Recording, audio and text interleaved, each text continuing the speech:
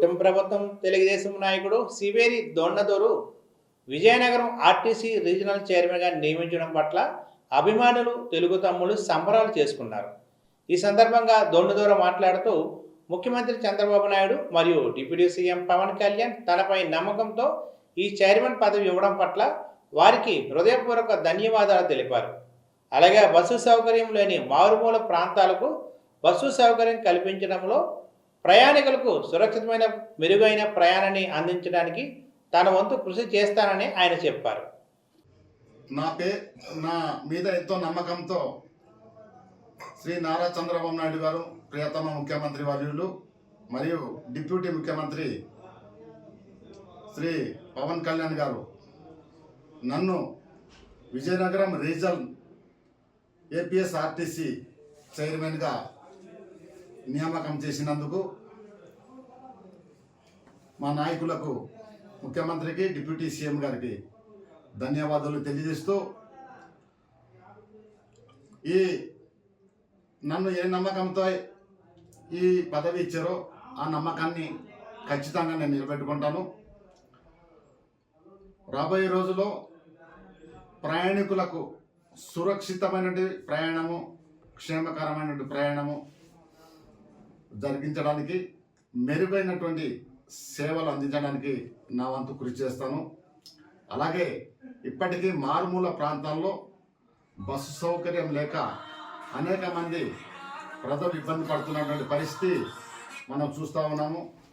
ఎక్కడెక్కడైతే బస్సు సౌకర్యం లేదో ఆయా మారుమూల గ్రామాలకు బస్సు సౌకర్యాలు ఏర్పాటు చేయడానికి నా వంతుగా నేను కృషి చేస్తాను. అలాగే విజయనగరం నుండి అరకు హెడ్ క్వార్టర్ అరకుకి రావడానికి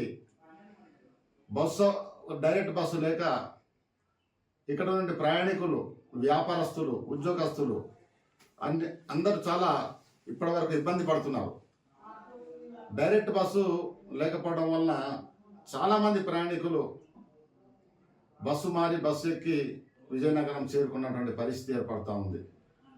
రాబోయే రోజుల్లో ఆ పరిస్థితి రాకుండా, ఆ ఇబ్బందులు లేకుండా ఖచ్చితంగా విజయనగరం నుండి అరకు రావడానికి డైరెక్ట్ బస్సులు వేయడానికి నా వంతు నేను కృషి చేస్తాను. అలాగే ఆర్టీసీ ఇప్పటికే నష్టాల్లో నడుస్తున్నట్టు పరిస్థితి అందరికీ తెలుసు.